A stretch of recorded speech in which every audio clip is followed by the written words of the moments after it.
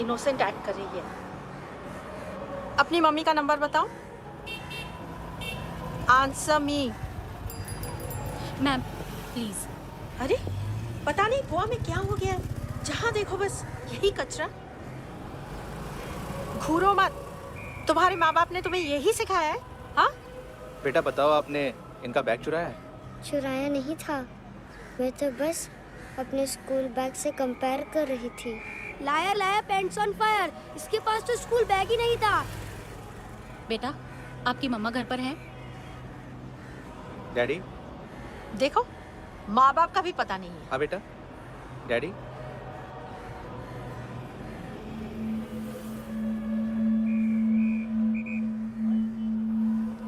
वो आपकी डैडी है? Excuse me sir. अरे भाई साहब, ओ भाई साहब।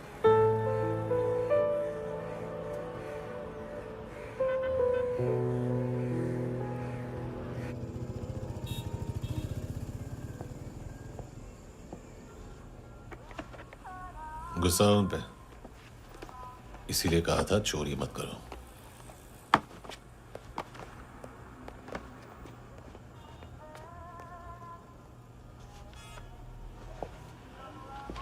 एक्चुअली उसने मुझे पे करने को कहा था।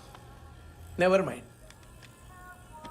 बचपन में गलतियां करते हैं, फिर अपने आप सीखते हैं। सिर्फ पैदा करने से ड्यूटी खत्म नहीं होती। हमेशा अकेले देखा है उसे। उसको अपना वक्त दो, उसके साथ आया करो जैसे बाकी डैडीज आते हैं, and she will be fine.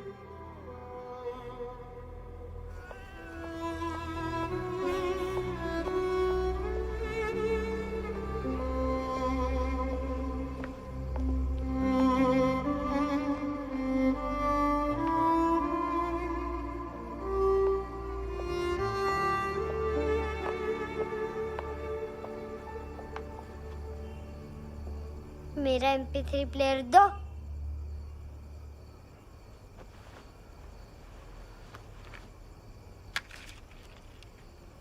Handsome, देने के लिए पैसे नहीं है, लेकिन ये लो, बहुत प्रेशियस है, सबको बचाता है। अगर तुम्हारे पास रहेगा तो तुम्हें कोई कुछ नहीं कर पाएगा।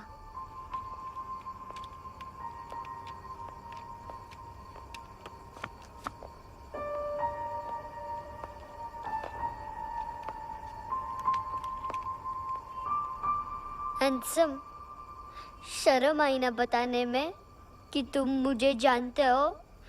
सब प्रिटेंड करते हैं कि मुझे नहीं जानते। मेरे स्कूल में भी मम्मा ने भी कहा, अगर कभी रास्ता भूल जाओ तो फोन नंबर और एड्रेस भी भूल जाना। वापस घर मत आना।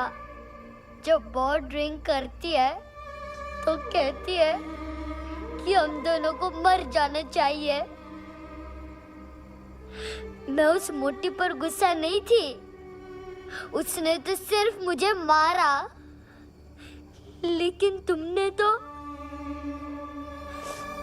तो उससे भी बुरे हो। लेकिन मैं तुम्हें हेट नहीं कर सकती।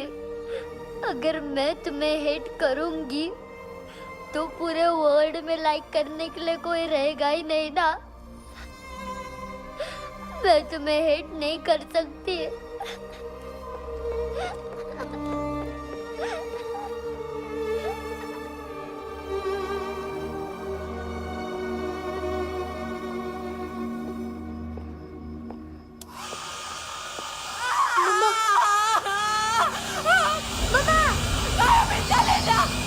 चले जा, यहाँ से चले जा।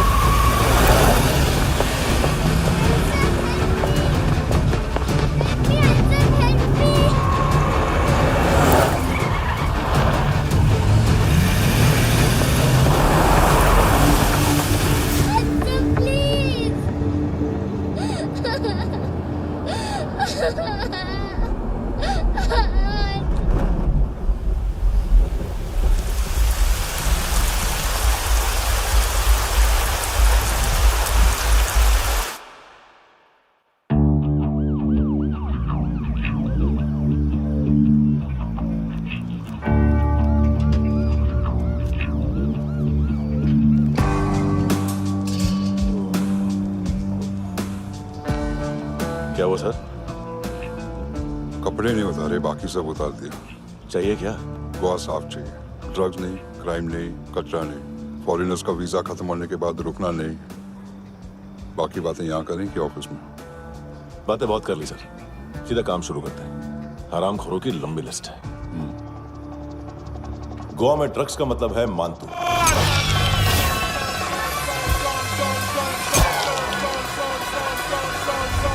माल लाने वाला, डिस्ट्रीब्यूट करने वाला और पेडलर्स का पूरा रैकेट संभालने वाला यही है।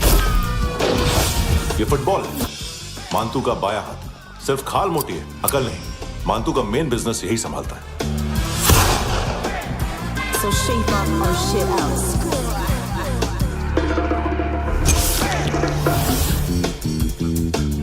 एडविन, इसको सिर्फ हम लोग जानते हैं। ये स्ट्रीट लेवल डिस्ट्रीब्यूशन संभालता है, लेकिन हर 2 नंबर के धंधे की जानकारी रहती है इसको। फरेरा ब्रदर्स, लूक और केविन, मानतू के साथ कुछ लिंक्स हैं इनके। कोई डील्स करते हैं साथ में। ये दोनों भाई पॉलिटिकली कनेक्टेड हैं।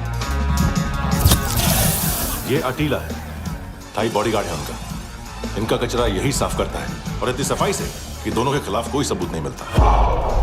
चेन्नई में इलीगल किडनी ट्रांसप्लांट के लिए जो डॉक्टर जयराम अरेस्ट हुआ था, उसने अपने कन्फेशन में दोनों भाइयों का नाम लिया था, लेकिन बाद में उसने अपना कन्फेशन विड्रॉ कर लिया और दोनों भाइयों के खिलाफ कोई सबूत नहीं मिला। ओवरस्टे करने वाले और वीजा एक्सटेंड करने वाले टूरिस्ट आजकल एक और कार्टेल का शिकार हो रहे हैं। पॉन शॉप्स में चीजें गिरवी रख के या बेच के वो 2-1 दिन और गुजार लेते हैं गोवा में। जब पैसा वापस नहीं कर पाते तो ये फॉरेनर्स बिल्कुल मजबूर हो जाते हैं और पॉन शॉप ओनर्स और लोन शार्क्स के कहने पर ड्रग कार्टेल के लिए काम करना शुरू कर देते हैं या ऑर्गन हार्वेस्टर्स को किडनी बेच देते हैं। ये कुछ और छोटे छोटे कार्टेल्स है सर। बच्चों से भीख मंगवाने वाले, चाइल्ड प्रोस्टिट्यूशन और चाइल्ड ट्रैफिकिंग। और एक नाम सबसे ज्यादा उछल रहा है, कार्ला आंटी। ये आंटी छोटे छोटे बच्चों से भीख मंगवाती है। और हम लोग यहाँ आंटी अंकल के लिस्ट बनाते रहते। हम जर्नलिस्ट नहीं हैं, पुलिस वाले हैं संगोटकर। सर पुलिस वाले इससे तो हाथ बंधे हुए हैं। कभी आदमी की कस्टडी नहीं मिलती, तो कभी सबूत नहीं मिलता, तो कभी कोर्ट कन्फेशन नहीं मानता। सर सफाई चाहिए तो केस वाटर टाइट होने चाहिए और हाथ खुले। खोल दिए समझो। आगे कोई भी कॉन्फ्रेंस मेजर अरेस्ट और कन्विक्शन के बाद ही होनी चाहिए। 1 महीना, सिर्फ 1 महीना सर।